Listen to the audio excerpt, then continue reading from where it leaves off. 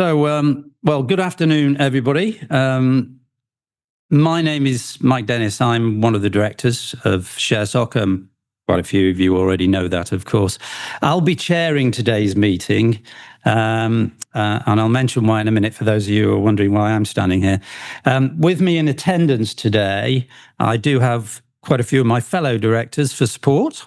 Over on the table here, we have, and maybe you could wave your arm just in case people don't know who you are. There's Mark Northway, there's Gemma Arnold, Amit Vadera, Bojena Michałowska, and Vijay Tahani. So they're going to be helping me today, most of them to do parts of the presentation and so on.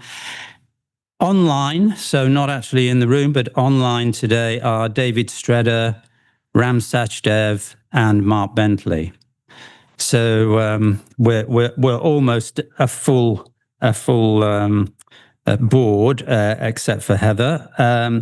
Now, to ensure everything runs smoothly, I'm also joined by, at the back of the room there, you will see General Manager Amanda McTomney, and we have the Events Manager Pavlina Shasheva, who you probably already know, and we're ably supported by the copier team at the back there, who are managing all the technology, because this is being broadcast live to associate members, and it's also on Zoom for our full and Signet members. So before I go any further, Heather Benjamin, who should obviously be chairing this meeting today, the chair of our board, cannot be here because, well, I'll tell you in a minute, but she's asked me to read out this formal short message to you all, which is that to welcome you all to our AGM, and all of you who are attending in person and in those who are participating virtually via Zoom. I very much wanted to be with you today, but unfortunately I have to send my apologies as I am recovering from a medical procedure. Mike Dennis, as Senior Independent Director, will lead the meeting and will share with you everything that we have done in 2024 and more recent progress as we continue our work to support both members and individual investors across the UK. Some of these activities have already been shared with you in my chair's report, and you'll hear more about them today. I hope you have a great meeting, Heather. So I think the directors would like to wish Heather a swift and trouble-free recovery, and we look forward to her return as soon as possible. In the meantime, it's me. So now a warm welcome from me also to all the members and proxies here in person and to those online attending this ShareSoc hybrid AGM. We continue to advocate for the hybrid format of both in person and online, of course, as the preferred inclusive format for all general meetings. Now, a quick look at the agenda, so you know what's coming up. I'll do a brief chair's report. It will be a cut-down version of what you have seen if you've seen the notice of the meeting, but I didn't want to go through the whole thing. It's a bit turgid if you're speaking it rather than reading it, and also a lot of it will be fleshed out by my colleagues who are going to go through the individual activity areas after I've finished a brief cut-down version of the more formal bits of the chair's report. So I'll go through those first. And then we'll do the activities, mostly with my fellow directors. We'll come up to members' questions then, and then as soon as we've done the questions, we'll follow with the voting resolutions. And a brief interlude then whilst the votes are added up, etc. And whilst that's going on, we'll have a little session on some of the work we've been looking at to look at conversion to a charitable status for us. As you probably all know, we're a not-for-profit. We're not a charity at the moment. So and we're looking at that as a possibility. The usual Stan Grierson Award will be announced after that. A little bit more from me on member involvement and any other businesses, and then we'll follow it with some refreshments, and that will be the completion of the day. So in terms of the chair's report itself, I'll just go through all of these sections very briefly. Forgive me, I'll read a rather boring script, but I think it's important to do these formal bits just to make sure everyone's aware of the key numbers and the key things that go into our annual report. Firstly, on membership, and again, I'll round things up a bit rather than quote every single digit on the some of these numbers, just to save a bit of time. Total membership in 2024 increased by about 3% to 9,700 or just over, while paying membership, that's full, Signet and premium, fell marginally by 3%. The growth in total membership was consistent with 2023. So we continue to recruit more and more members and followers. These are actually people who have signed up. They've told us their name and address. It's, so they are real people and they do read our newsletters. So they are quite important to us. And that number continues to increase. The decrease in paying members was smaller than the previous year. So we've had a couple of negative years in terms of growth of paying members. But we do believe that is now tailing off and we're coming out of that post-COVID slump. The current year to the end of September, these numbers are, total membership had continued to grow and we're now 10,200. And paid membership has grown by about 1.7% so far this year. So we seem to have come out of the trough, which is good news. In terms of the finances, turnover in 24 was just under a snitch under 100,000. Cost of sales, by the way, that compares with about 108 in the prior year, so slight drop. Cost of sales in 24 was 47,000. In the prior year, it was 44.5. Slight increase.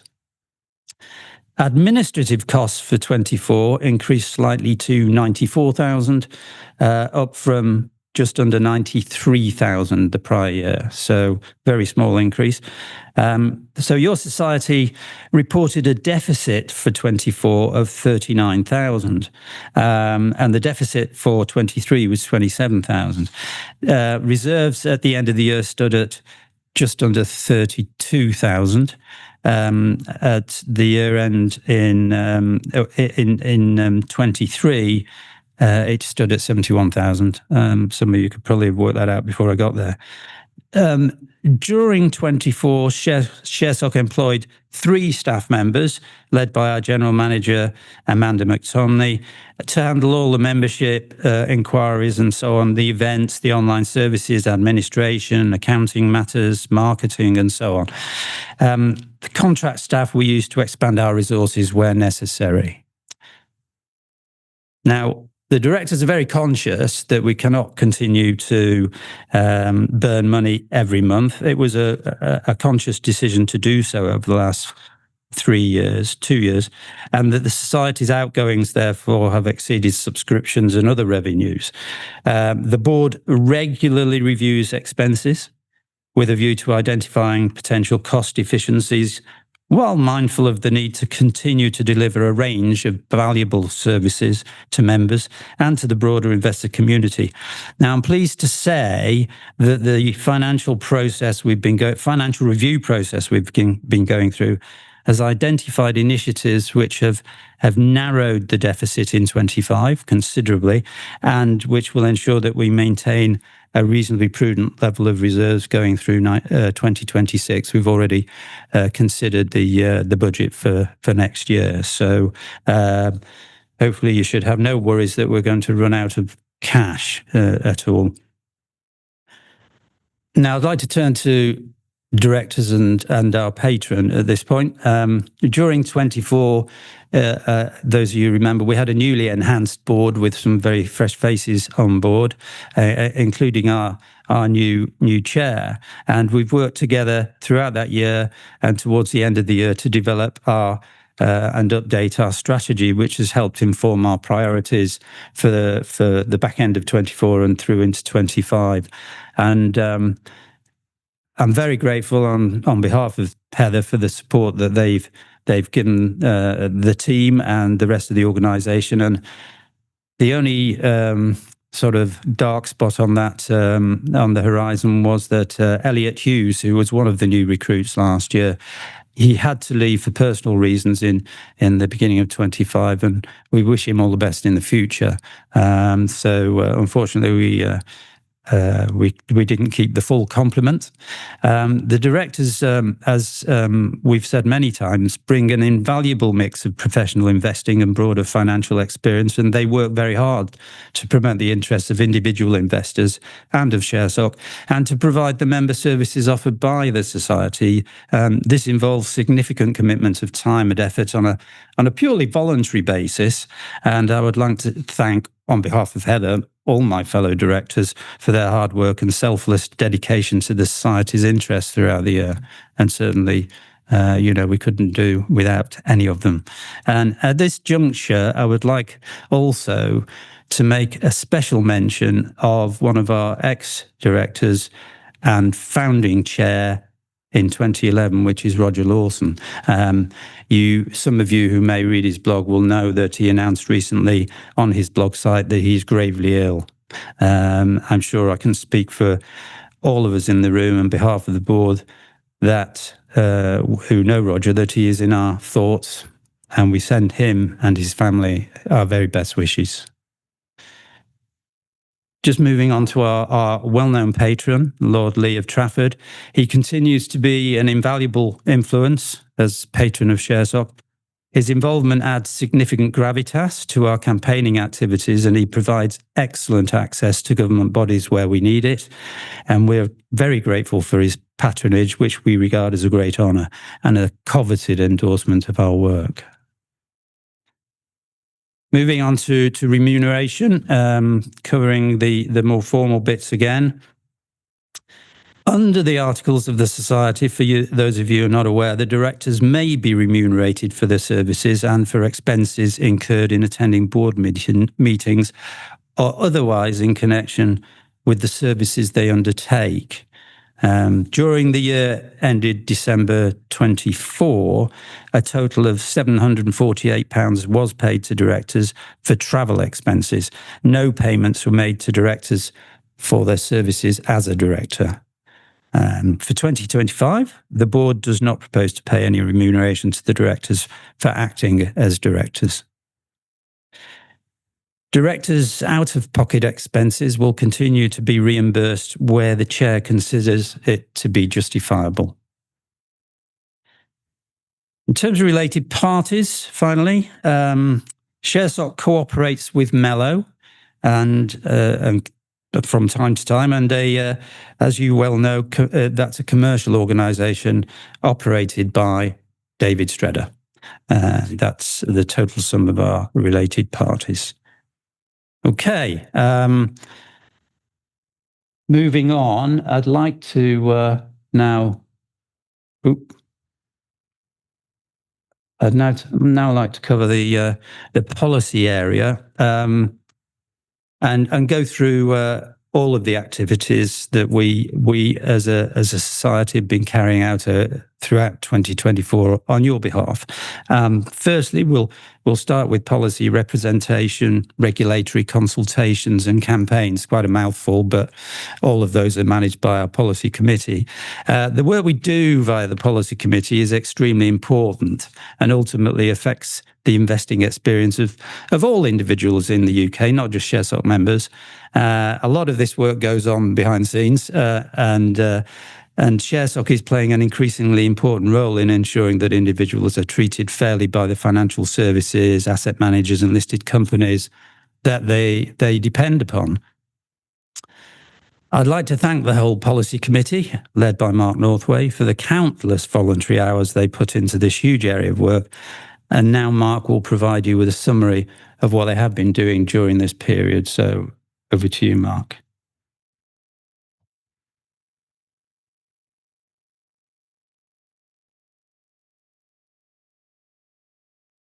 Afternoon. There's a degree of write-up in the agenda that you've received. So I'm just going to pull out a couple of highlights from 2024 that I think are worth underlining. I think also we've realized recently that a lot of the work that we do, we're not quite as vocal as we need to be. So we'll try and make sure that more of this finds its way onto the website in a way that you can follow it and know what's being done on your behalf. But broadly, the policy side of things, representing and lobbying, basically looking at the way that individual investors are treated in general in the UK, whether or not we like it, whether or not we think there are things that need to be changed. That involves liaising with primarily government bodies, the Financial Reporting Council, the FCA, London Stock Exchange, what I've got here as BEIS, which is now the DBT, Department of Business and Trade, and of course Treasury. The major focuses on that side for 2024 were really the Flint Review, which follows on from the Law Commission Review and Mark Austin's review of secondary market activity. Sir Douglas Flint and Mark Austin were tasked with effectively dematerializing shares in the UK. And their terms of reference were very interesting. The terms of reference were effectively to ensure that the process of digitization, the process of dematerialization, took advantage of the benefit of automation to improve the lot of individual investors, and specifically the lot of individual investors who hold their shares through nominees. And you will all know that nominee holdings and the disenfranchisement of shareholder rights that goes with nominee holdings has been a major campaign topic for ShareSoc for many years. So that was extremely good news in terms of the terms of reference. Our approach to this, I mean, there was an interim report that came out early in 2024. It looked at 3 possible solutions. It clearly favoured a full dematerialisation. What that means is that everybody will end up holding shares through a nominee. There will be no direct crest. There will be no direct ownership. Everybody will be intermediated. And at that point, it becomes even more important that the intermediated holding process delivers shareholder rights in a satisfactory manner. And our approach, which was coordinated with UXA, our sister shareholder body, and with Share Action, was focused on ensuring that shareholder rights are delivered in a mandatory fashion and without cost. The Companies Act at the moment doesn't effectively allow companies to charge you for sending you an annual report, for voting and attending meetings. And there's no particular reason why an intermediary should be able to do that. To ensure that ultimate beneficial owners, which is the rather heavy name that's given to investors who hold via a nominee, have the same rights as a direct shareholder, which is a little bit of circular logic because there will be no direct shareholders going forward. But nevertheless, to ensure that there is that right differential is removed, and to ensure that the nominee system is reformed on the way through. This year, Sir Douglas and Mark Austin came out with their final report, which we found rather disappointing. They had sort of listened, and they have come up with a Bill of Rights, which nominees must provide. Two primary issues with it. The first one is that Bill of Rights is insufficient. It looks at the right to attend an AGM. It looks at the right to vote at an AGM. It looks at the right to receive an annual report. But the shareholder rights that are enshrined in the Companies Act are much more subtle than that, and they involve the likes of submitting a resolution, submitting a statement, calling a meeting, calling for a poll at a meeting, and so on and so forth. And all of those have been ignored. So we need to ensure that they get brought into the picture. And the second issue is that the Bill of Rights was intended to be a baseline set of services, the minimum that a nominee platform can offer. But they then went on to allow for a cheaper service, effectively, where no such rights are provided, and it immediately undermines the whole concept of a baseline service if you allow an operator to bypass the baseline. So that's the cost element of it, and we're focused on that. We're trying at the moment to get the final report has been issued. It's been accepted by Treasury. The next step is the creation of a technical group, which is known as DMAT, and we are lobbying for involvement in that technical group. There is meant to be individual shareholder representation on DMAT, and we've put our name forward. I have the impression we're being slightly stonewalled on that at the moment. So, in general, some good news, heavy involvement by ShareSoc, but a long way to go. Away from that, we've been involved in consultations. The FCA came up with composite consumer investment, which is their strange name for funds, a consultation on transparency over fund charges. And this caused a huge issue, in particular for investment trusts, because it's referred to as double counting. It's not effectively double counting, but there is confusion over the amount of costs and the way in which those costs are charged. So we had a lot of input into that. We responded to an FCA's consultation on modernising the legal redress system. You'll know from the Woodford campaign that we were heavily involved in how the legal redress process worked, and we're working with Lee Day. Boz Michalowska, who's a director of ShareSoc now, was involved was a Lee Day partner. She took the lead on telling the FCA how we think redress should be modernised, and it was an excellent response to the consultation. And also we responded and engaged with HMRC on the changes to IHT and pensions, which, as you all know, are problematic. So we remain focused on trying to ensure that the interests of individual investors are kept front and centre. We use press and media coverage to try and underline the voice of individual investors. And separately, we put out for you, this is not really a representation, but it's part of the policy activities. We put out voting recommendations for the largest 30 companies in the FTSE. Campaigns, shareholder rights. Well, I've covered that effectively in terms of the Flint review. The other element of 2024 and again 2025 has been the emergence of digital AGMs. And you heard from Mike our position on digital AGMs, which is that we like the use of of electronics to improve engagement with shareholders and improve the access to AGMs, but we insist that there should be a physical element to it. Oh, thank you. Physical element to it as well. Woodford campaign, you know all about. The 2024 development on the Woodford was that we endorsed the RGL legal campaign. We had previously endorsed. Can you not do that? Thank you.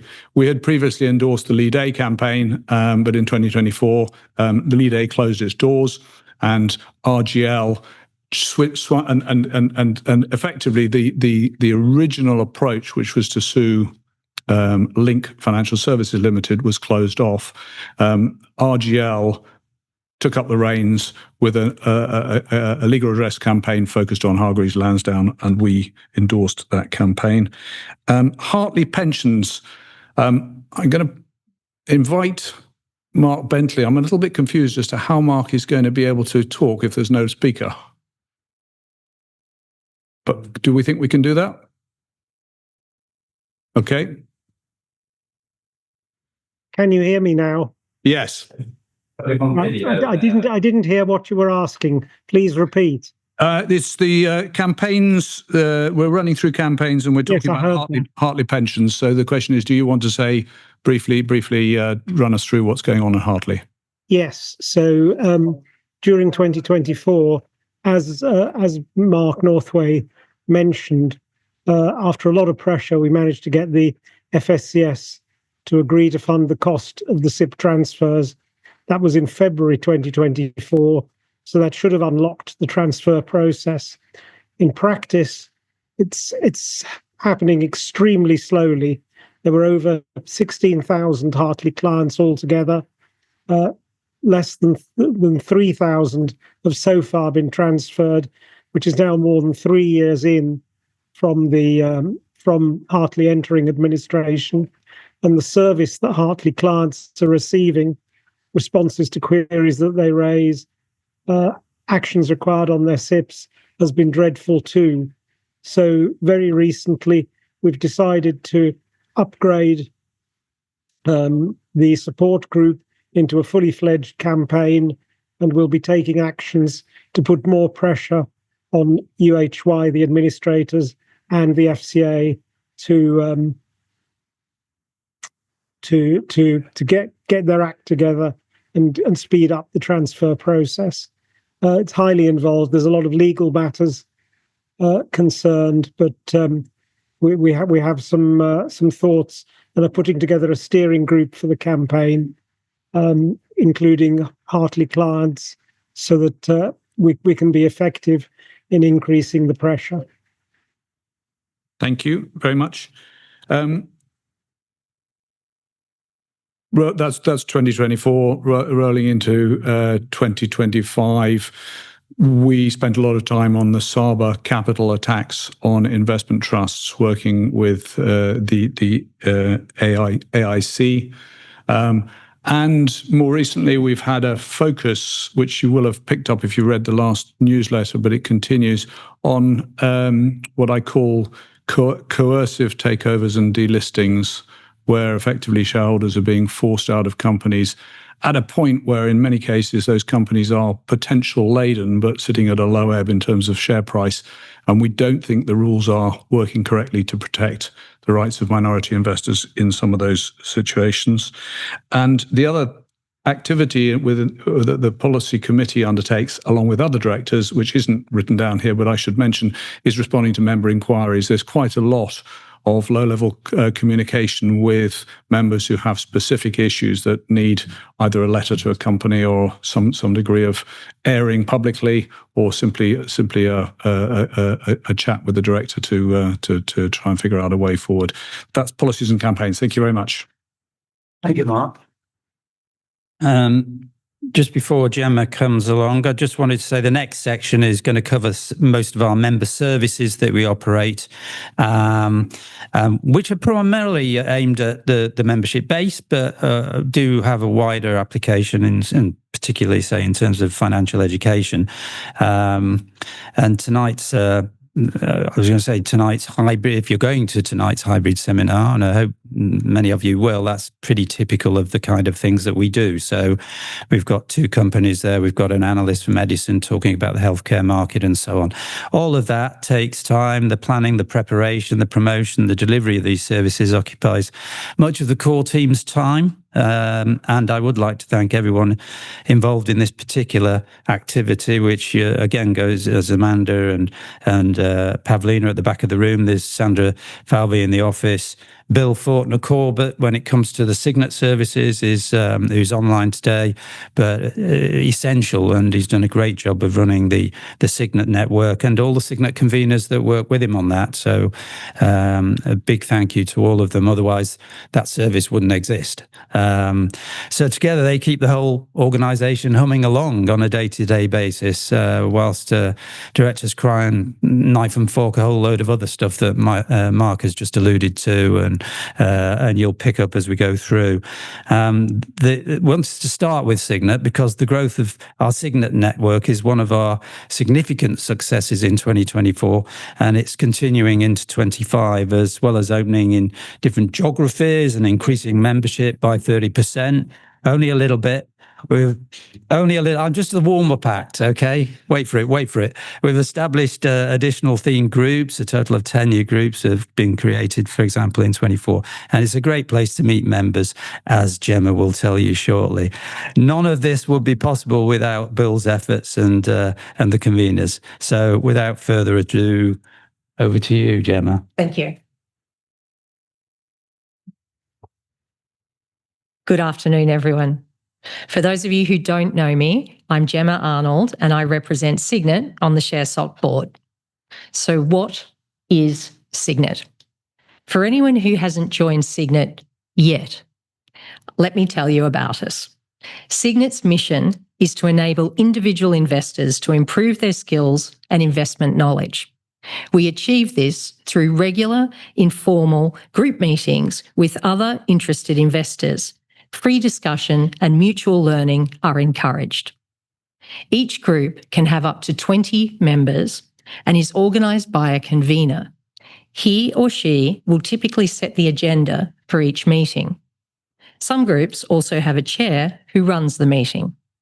Groups can meet in person or virtually, while some groups take a hybrid approach.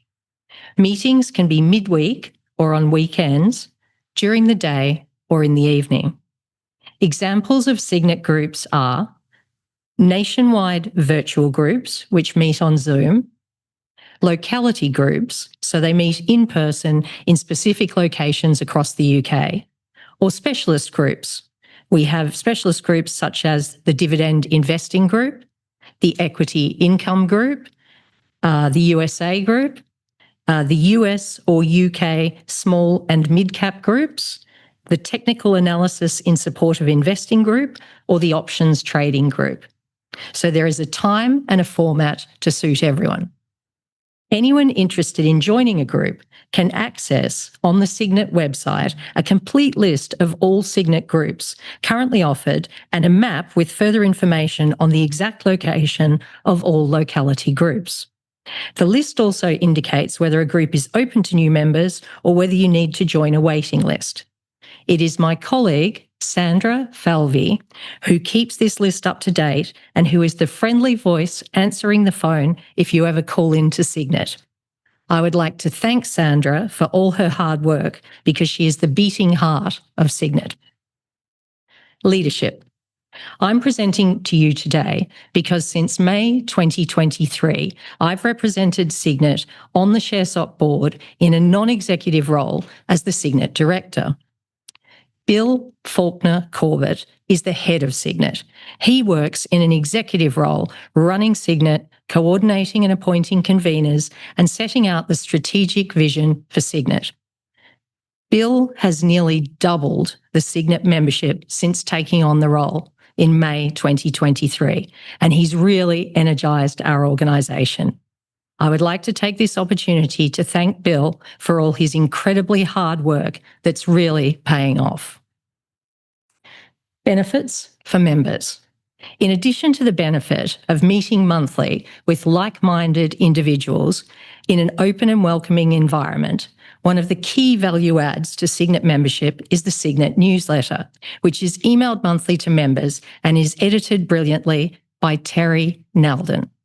Terry and Bill work hard to produce thought-provoking content. If anyone is interested in joining the Signet newsletter team, please contact Bill.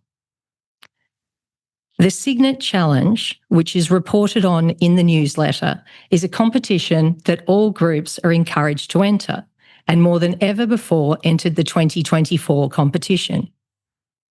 Bill has steered the focus towards long-term investing performance, as opposed to a hot stock picking competition.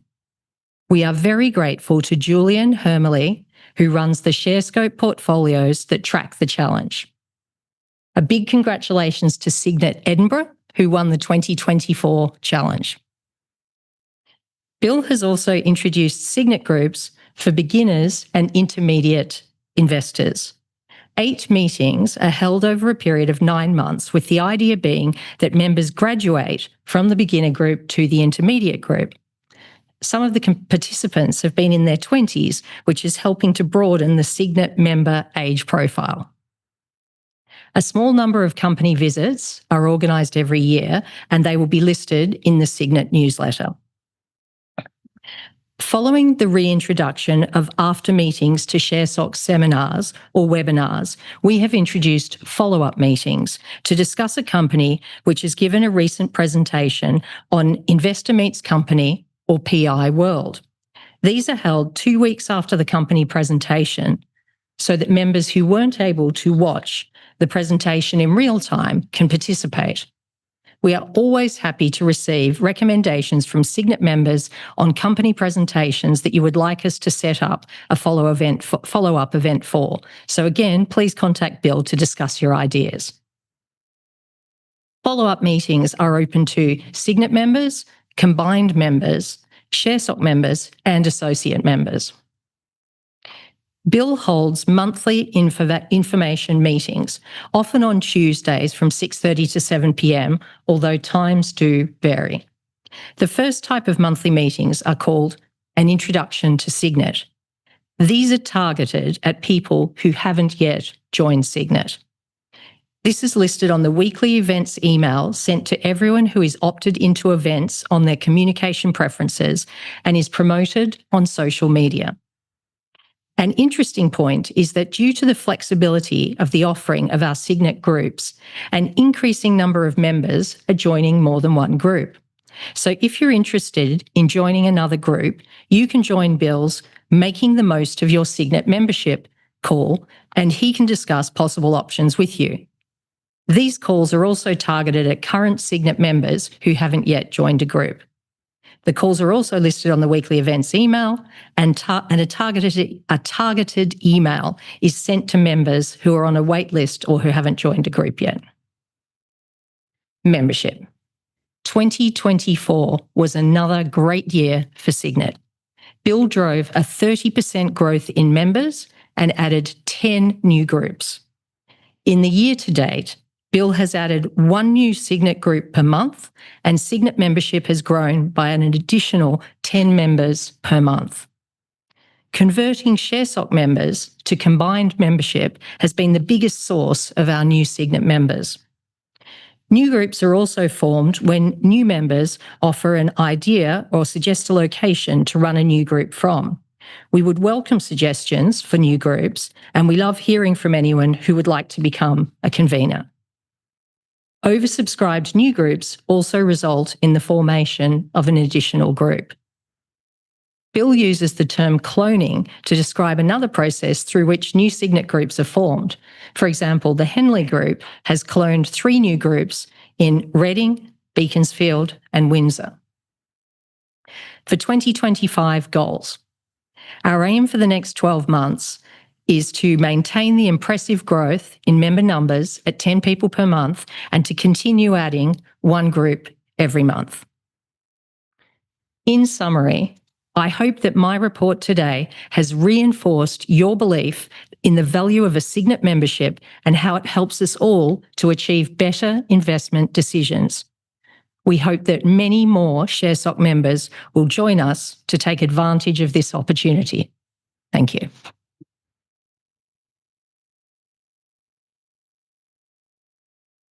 Thank you, Gemma. So I hope that's just recruited another 10 members for Signet in the next few days.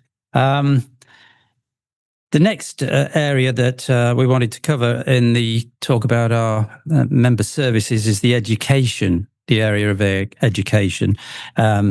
Since we launched our Investing Basics video series in the back end of 23, we've continued to promote that online and in various channels. And it's growing in popularity. But the other thing we've been doing is lobbying government hard to get financial education into schools. I'm quite pleased to see the announcement last week that it looks like that is going to happen. And let's hope it's not just financial education in terms of budgeting, debt and mortgages and so on. That's essential as a base, but we really need discussion, inclusion of investments as well. So, and Amit Vadera is our chair of the Education Committee, and he's going to take you through a quick review of what we've been doing. Thank you. Stealing my thunder. Well, I didn't about have it. Yeah, but you didn't tell me not to say it. That's because I wrote that as well. That's for the written report. Afternoon, everybody. I'm Amit Vadara.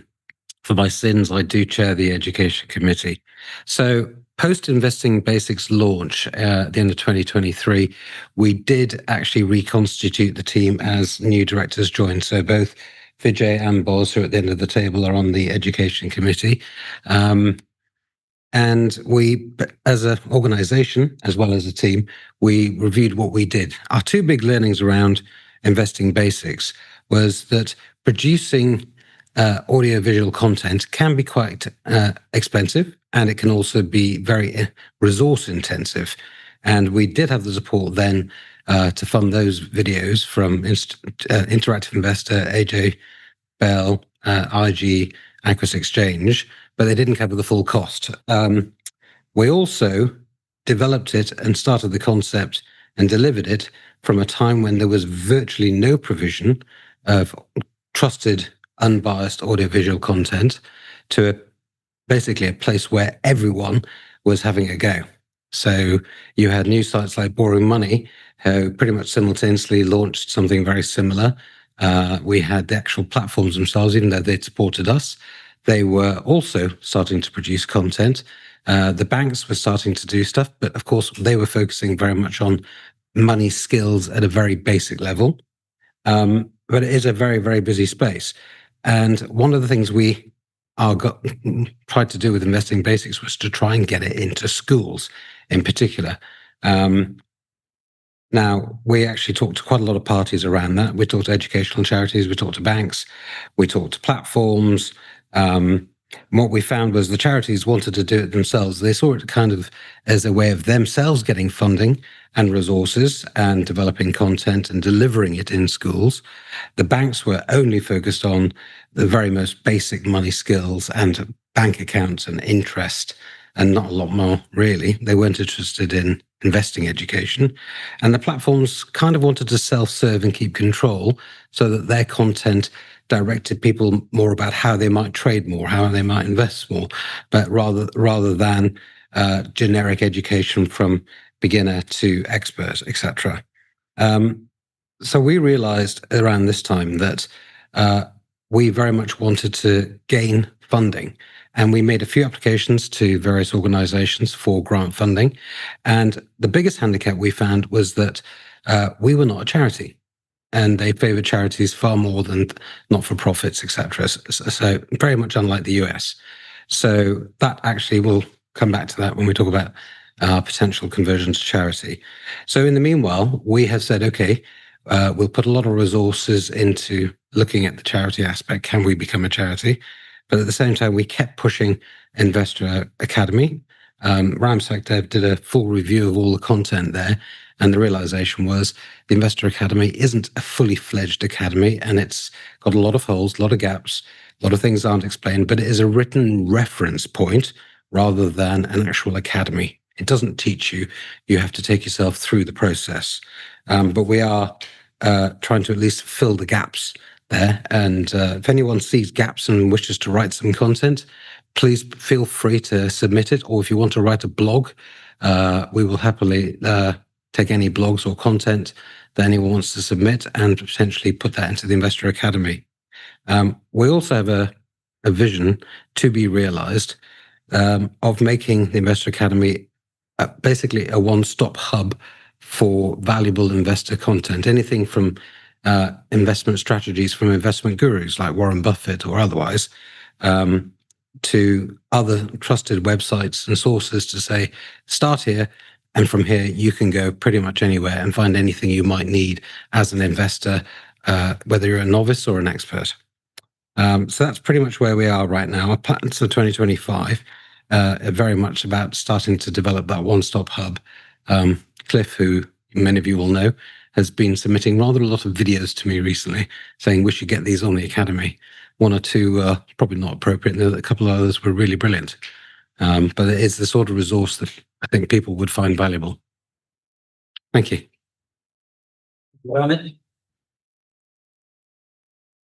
Now, see if this thing will work. Okay. Variable. Yes, I'll continue with the apologies with the events, a review of our events. In 2024, as previous years, we continue to offer webinars and seminars to enable meetings with listed companies, as well as a series of premium events, mainly of an educational nature. Now, overall, our income from those events in 24 was slightly down on the prior year. And I think that was mainly due to a reduction in the company webinars we were able to put on, which itself was caused by a lot of increased competition in the provision of company webinars from a whole host of providers. And indeed, in some cases, company in-house do-it-yourself kind of webinars became more prevalent in the marketplace. So the market's got pretty crowded since COVID. It's quite remarkable when you think that in 2019, I don't think hardly anybody did a webinar. And it's gone crazy since then. Now, we've responded in a way by differentiating some of our events products. We've looked at different formats and contents. We've tried a few things in 24. We kicked off the discovery webinars, working with Investor Hub. We started the series of Meet the Analyst webinars to look at deep dives on particular sectors, and we're working with Edison on that. And we'll continue to do those, but 2025, the pressure hasn't come off in terms of the webinar market. It's relatively easy, obviously, to enter the market with a new offer. There's a lot of providers there at the moment for the listed company, the typical listed company webinar, could I say. So again, we've got ideas about new formats and so on that we'd like to introduce in the next few months. And so keep an eye out for that. And finally, I think on the event side, one of Heather's prouder moments, so she'd never forgive me if I didn't mention it, is we did do earlier this year, actually, but the planning started for it last year, which was the special Women in Finance webinar, which we did to support the International Women's Day. And we had a great panel there sharing their experiences of working in senior positions in the finance industry. Baroness Ross Altman was one of them as well. So we are, keen to encourage more women to get into investing, and we'll continue to try to organise opportunities like that in future years as well. And certainly with Heather at the helm, she's always reminding me. So we will be doing more of those, I'm sure. In terms of other services, which I should really mention before we leave the topic, we obviously put out our Informer magazine on a quarterly basis. There are various newsletters, the weekly newsletter, which is a condensation of what we think are topics that our members would be interested in, garnered from a whole range of media. And I hope most of you enjoy reading that. It's I'm quite pleased that we've got something like 8,500 members take that newsletter every week. And what's more, nearly half of them open it every week, which is actually in industry very high in terms of industry standards. So we're very grateful for that. And you even click through on some of the articles. You don't just read the headlines and move on. So we think we're picking the right kinds of topics, but it's really useful to get feedback and even contributions from yourself. If you think there's something we should be putting out there to the rest of the membership, then send us a link to some article you've seen. And we'll put it on there. And again, with blogs, we put out a lot of blogs, and a lot of them depend on members. So don't forget, we are very interested. If you've got a particular topic you want to talk about, do send it to us. One of the big things is we are trying to make sure we have thought leadership in the individual investing market. So, and we depend in this room and beyond in the membership base. We've got a hell of a lot of experience and expertise. We want to draw on that. And then finally, the IT infrastructure was worked on in 24 to try and improve your use of our website and make it easier for you to renew subscriptions and all sorts of things. But there's still a lot more work to do to make it more self-service and so on. In terms of other activities, corporate supporter scheme we launched in 2004. It's early days. It's a soft launch. We're not broadcasting widely, but we are looking for corporates who are good corporates who support support the individual investor market and treat us with respect and fairness. We've already, as you know, signed up some. We got Investor Hub on board as the first one, and since then we've had Edison, Bailey Gifford, and Ticker more recently have all signed up, and we'd like to get a lot more than that. So that is also helping us with our funding. And then, of course, we still get involved heavily at the European and the global level with, in particular, Better Finance, who are a very big brother based in Brussels, much better funded. We're very jealous. But we depend on Mark Northway who very ably handles our relationships with them and with the Worldwide Federation of Investors as well, which is the global body. So, just one more thing I'd like to say before we go on to the members' Q&A is that Mark Bentley's asked me to say that he is in hospital at the moment, as Mark Northway alluded to. He has a serious medical condition. He will be treated for several months, and he's taken a sabbatical from his board duties. So you will see and hear less of him for the next few months. And we wish Mark all the best. And I'm sure I'll be speaking for all of us here on the membership and on the board for a speedy and healthy recovery in the new year. I'd like to now move on to the members' questions before we move on to the voting. So this is your opportunity to ask us any questions, and we'll do our best to answer them. If you're in the room, physically here, Amanda will run up to you with a microphone. Please talk into the microphone. You won't be able to hear yourself on a loudspeaker, but it's telling everybody else outside this room what you're saying. So do still speak up for the people in the room. And for anybody online, if they want to submit a question, I'll keep an eye out in the Q&A box online, so we can also read those out to the audience and answer those. So fire away, raise your hands or type away if you're online, and we'll do our best to answer. Okay, so people only. Okay. I joined very recently, and I learned today that we have made losses for a couple of years in a row now. So my first question is, what do we do to turn it around? Because we can't keep going like this, I suppose. Can I take that one? Yes, that's right. We're already doing that. I mean, basically, we've reduced our cost base quite a bit to match the revenue base that we've got at the moment.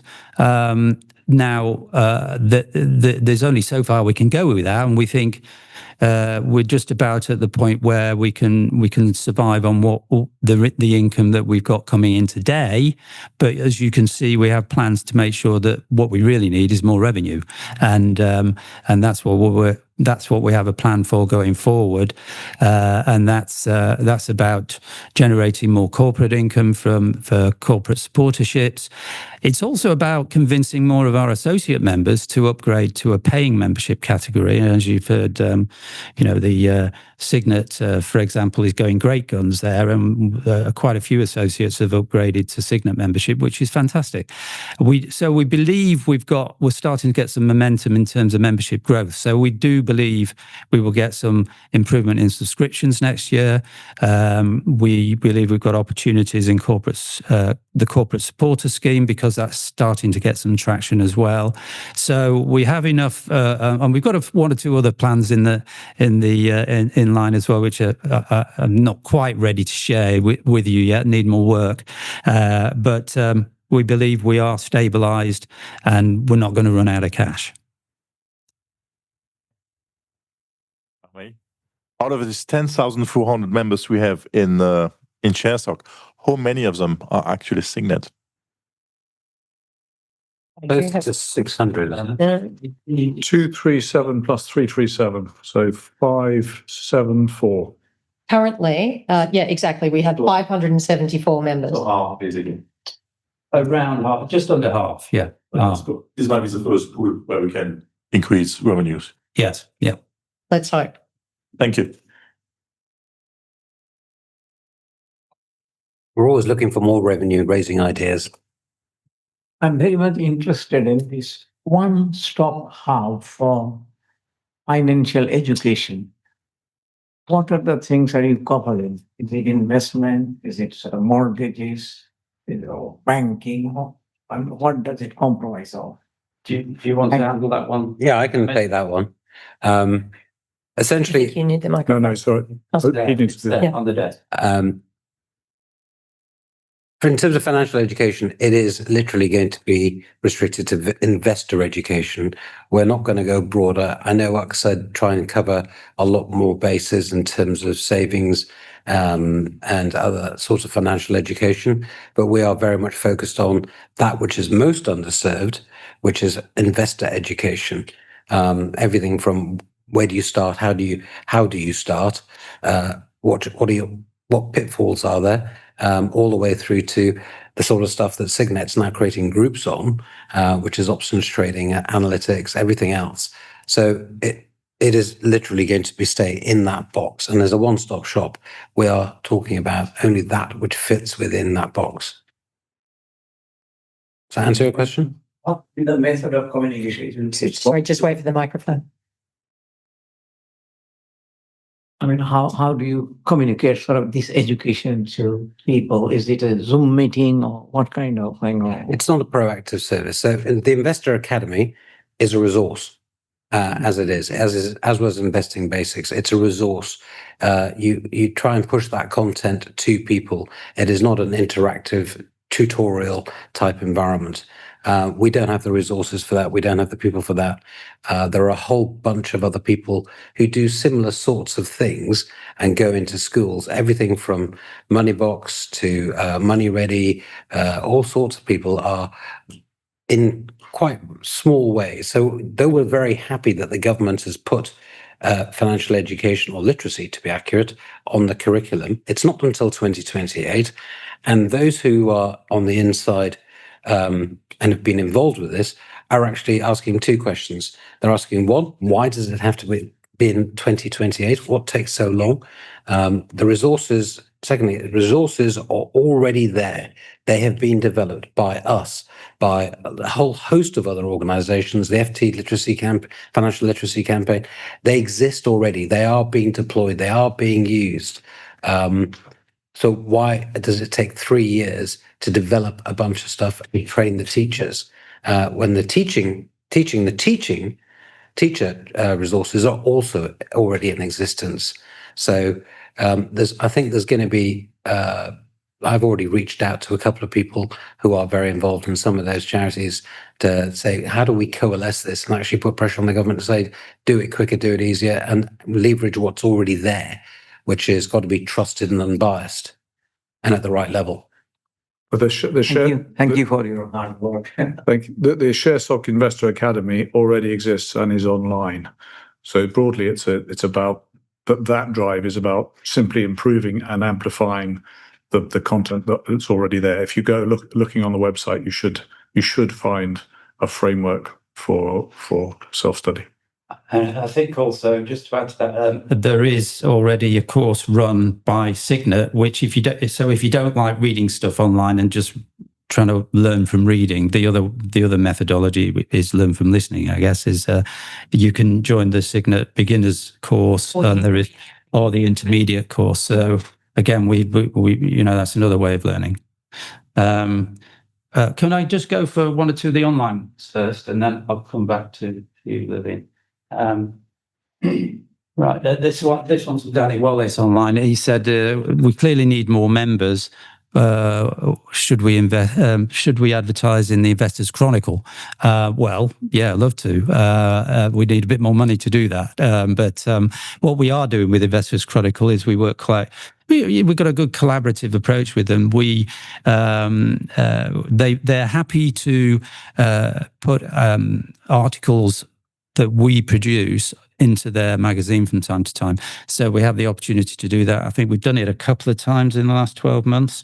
We will continue to put those things in, and occasionally they give us a mention for other reasons, a comment on a particular action in the market or whatever it might be. So we are getting an increase in prominence there, and we can get that for nothing. So that's about which is roughly our marketing budget. So that's something we need to focus on as we go forward. The next line is I'll read it from there. Excuse me. The next one we have online is from Neil Whitehall, who says, I'm a little concerned about the rundown in the reserves.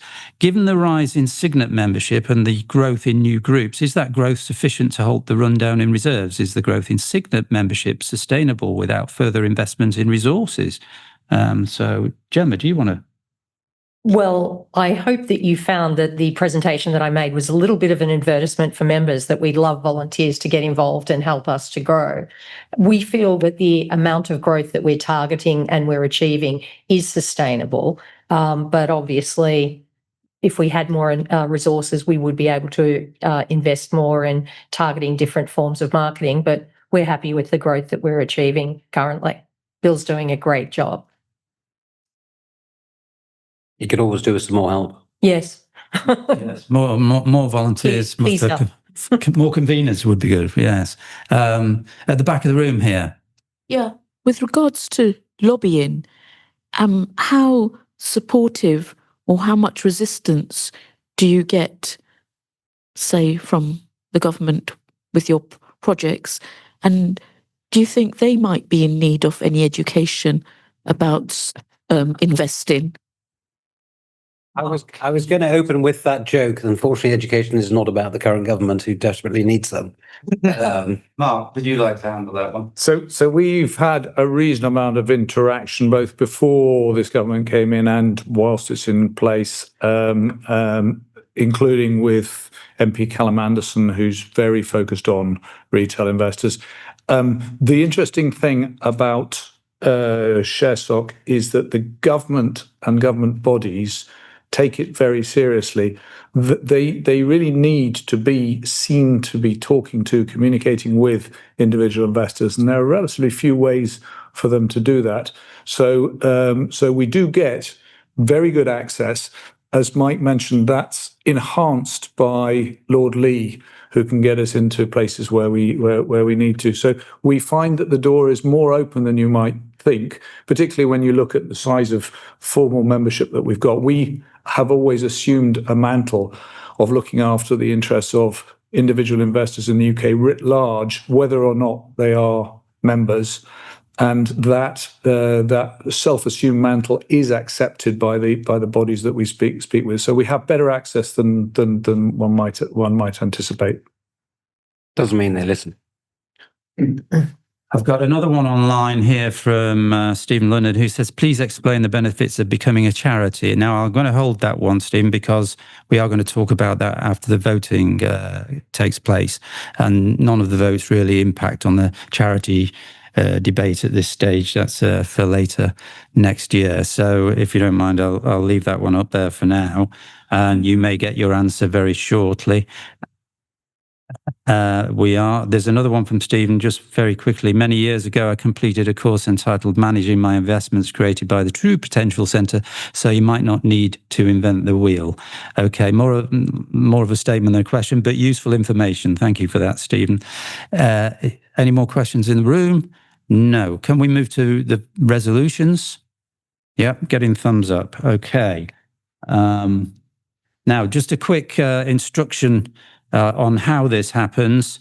If you have already voted but are now present here in the room or online, you do need to vote again, because we know who you are, we know you're here, and we have taken your votes out, any proxy votes you submitted before these meetings. So do vote again, because it's the only way we can make sure we're not double counting. So if you do remember to do that online and here in the room.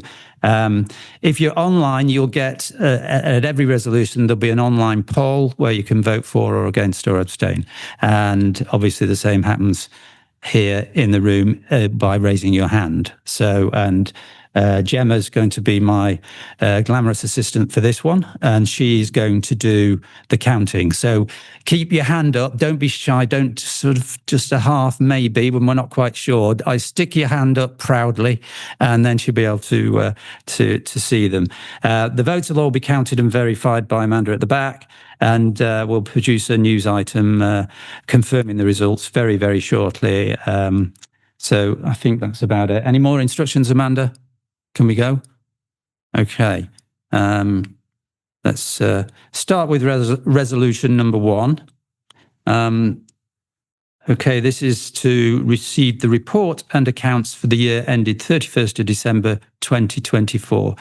Can you please vote now for? Keep your hands up for a minute. Yeah. Okay, one gentleman here now. Against? Anybody against? Nobody in the room. Okay. And any abstentions? Okay. Okay, 20. Okay. Right. Oh, the directors, you can vote as well, by the way. They did. Oh, they did. Okay. Resolution number 2. Nope, not happening.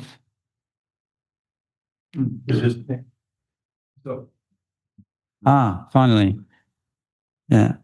To re-elect as a member of the board, Ms. Gemma Janet Elspeth Mary Arnold, commonly known as Gemma.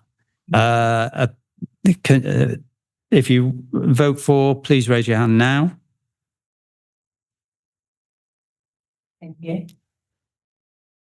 And those against? And those abstaining?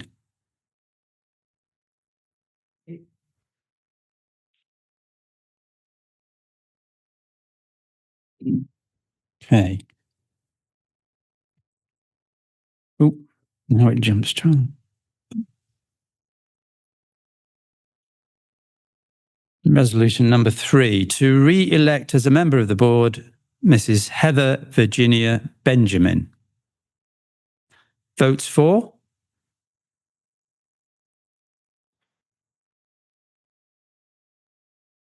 Oh, I'm forgetting to vote.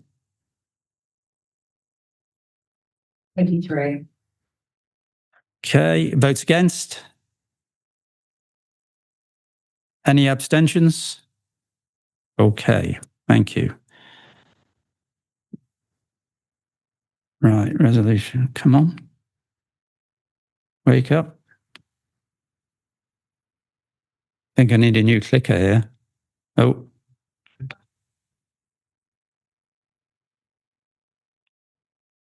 Done.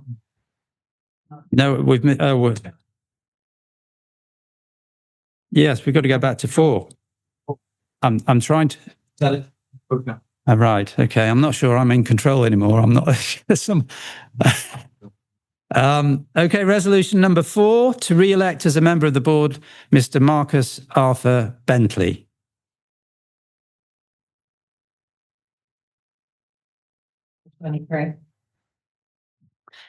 Anybody against? Abstentions? Okay. That's resolution number 4. Resolution number 5. To re-elect as, oh, it's mine. You've got to do it. Sorry. Okay. To re-elect as a member of the board, Mr. Michael Dennis. All in favour?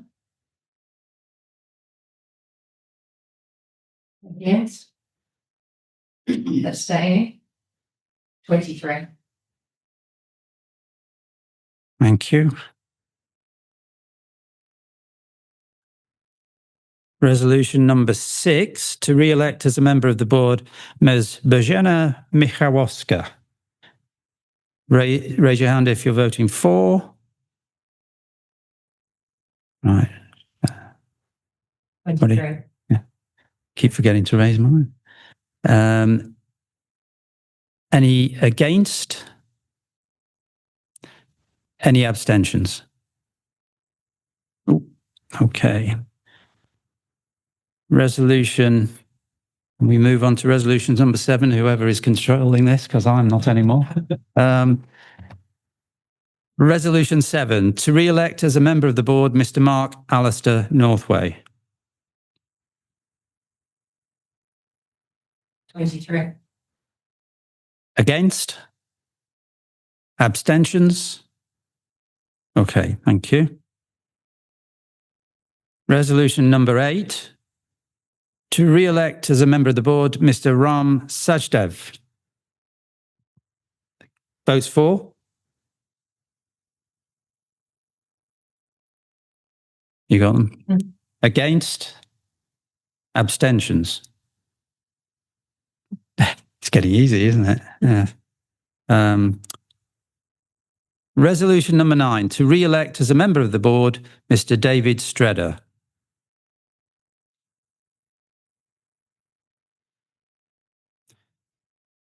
Against?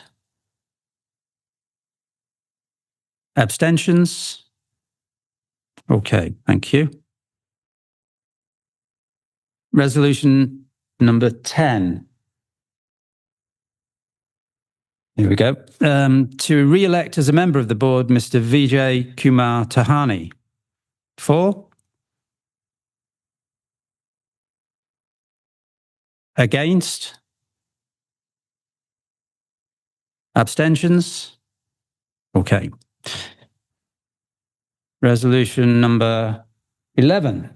To re-elect as a member of the board, Mr. Amit Vedara.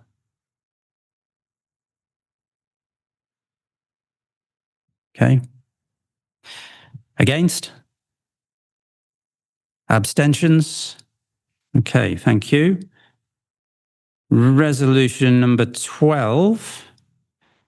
To approve the remuneration of, I won't read it there. Read it here. Of the directors for 2024 and the proposed remuneration for 2025. Those for? I'm voting for no salary here, aren't I? Against?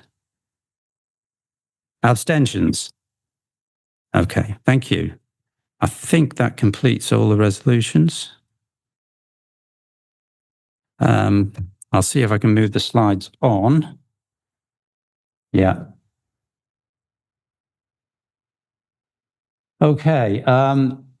Next bit up, we wanted to talk briefly about a topic we just alluded to earlier, which is the conversion to from a not-for-profit organisation to a charitable status. And we've made a bit of progress with this, and congratulations to Amit and Bojana for a lot of hard work in trying to work out a very complicated landscape. And Amit's going to take you through some basic update on that and maybe give you a feel for where we're headed with it. This is intended to be a very high-level update, mainly because it is actually proven to be not an easy thing to do, is to convert an existing not-for-profit organisation like ours, which is a membership body that does provide services and value to members. But we have myself and Boz, who's actually in many ways leading the charge, have put in a huge amount of effort, along with others, to investigate this. It's turned out that it's not a simple application, as I was just saying. In fact, the specialist advice, we did pay for some initial specialist advice to say, what would it take? What would be the roadblocks? What would be the issues? And how long would it take? And what would be the outcome? But we were basically told it's going to be quite a novel application, and it could actually be quite a prolonged application process because it's not vanilla, which today is taking 3 to 4 months for something very simple. In our case, could take 6 months or even more once we put the application in. As part of this, we first were advised that what we thought we would do is not what we should do if we were to apply. So we would also advised that we would need to restructure our organisation prior to application, and we're not there yet. But if we did that, we would basically split ourselves into two parts. The overarching body, which would be the charitable organisation, which would do most of what we do today, which is the representation, the campaigns, the education, things like that. The commercial activities would be in a wholly owned subsidiary if we went down this path. So that's primarily events and anything else that is revenue generating. It is a very attractive proposition for us as a charity to become a charity, which is why I pushed for it initially. It came out of, if we're not going to be able to get grants as a not-for-profit, maybe we will as a charity. Then the realization that not only does potentially access to grants and other funding come about, but also it enables Mark and Mike and the other members of the policy committee to get in front of bodies and be taken more seriously when they're lobbying and influencing, because they are a recognised charity. It also, because of gift aid, would turn your current membership fees into donations, which would attract more donations in itself, but that would mean we would get the gift aid 25% bump, which would make quite a significant difference and let us do more. And of course, for any of you who are higher rate taxpayers, your membership fee would now be a donation, and you can get a little bit back from the government for once in terms of that donation. But because it is complicated, and there's a lot of debate, Boz and I are still arguing quite vociferously on one or two points, and we have currently agreed to disagree on those points. We need a lot more specialist financial advice on the taxation elements and the applicability of gift aid to everything we'd want to get into gift aid, and also in terms of the actual legalities and how we would need to position ourselves for the application itself, which means we probably need to budget around about £10,000 in total, plus the execution costs of restructuring, which actually are not that significant, thankfully. But we don't really have those resources right now, and we are going to and intend to start a donation drive, so that literally to support that. So if anyone wants to donate already before we even get there and to support our application to be a charity, please feel free. And please mark your donation as for charity. Thank you, Amit.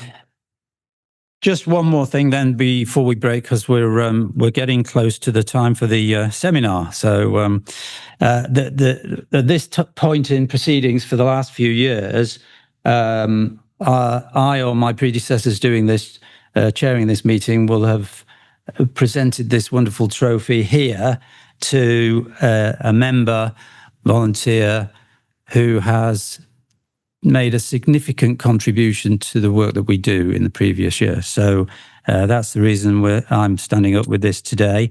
It's in memory, we call it the Stan Grierson Award, for those of you who don't know. It's in memory of one of our founding directors who sadly died in 2016, shortly after stepping down as chairman, as he was at the time.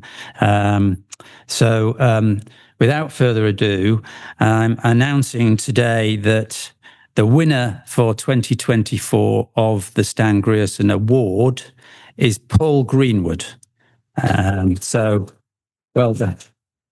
Well done, Paul. Unfortunately, Paul isn't here today. He lives a long way away from London, so he wasn't able to come, but he is online. So, given the time, we're not going to kind of patch him in and, do some sort of awkward virtual award ceremony. We'll get some photos done at a later date, and it will all go on the website, and he will be listed alongside all the other winners of previous winners. Just a few words for you, those who don't know Paul, and I guess there's quite a few in the room who don't. Paul is a dedicated, diligent volunteer member of the policy committee, so he works very closely with Mark Northway and a host of others who are involved in that. He brings actuarial expertise, his background is actuarial, sound judgment and constructive challenge to ShareSoc's wide-ranging policy discussions, and has been heavily involved in that through 2004 and still is to this day. A great example of the depth of knowledge and selfless enthusiasm that lies interest within our membership. And again, the directors qualify as enthusiastic volunteers as well, and we would like more of you. So do think about it. If you've got some expertise to offer us, that's what we're interested to hear from you on, and we'd welcome people putting their shoulder to the wheel, particularly in policy areas and consultation areas, but not just that, in Signet, as you've heard, and so on. So please do that. Whilst we're talking about volunteers, though, I also wanted to make a special mention for one of our ex-directors, stepped down a couple of years ago, but he's still heavily involved, and that's Cliff Waite. I'm not sure if he's online today because I think he's enjoying a holiday somewhere in the Southern Hemisphere, but he deserves a special mention. Cliff has not rested on his laurels since he stepped down, and he continues to be a stalwart of the policy and the education committee. And he's also a major contributor, and those of you who recognise his name if you looked at our blogs and articles for our magazine. So his contributions are very much appreciated as well. So we wanted to give him a special mention at this point. So I need to stop now. I'm being told we've only got 6 minutes to go. I was going to make a big plea for members getting involved as volunteers. We keep saying that, and we'd welcome you with open arms if you have a particular expertise or something you can do for us, because this organisation depends a lot on volunteers. As you know, we're relatively impecunious, and volunteers are important to us. So that's all I wanted to say. Please join us for refreshments at the back of the room. Take a quick tea, coffee, or whatever. If you do stay with us for the seminar, if you want to listen to a couple of company presentations and also an analyst's review of the healthcare market. So we'll be here for another couple of hours. I'll be hosting it again, so you've got to be bored rigid with me by the end of the evening. And thanks everybody for those joining us online tonight, and for those in the room who've showed us your support this evening in the AGM. In fact, we've got a lot better turnout than a lot of listed companies, so that's great. So well done. Thank you very much, and have a good evening. Thank you.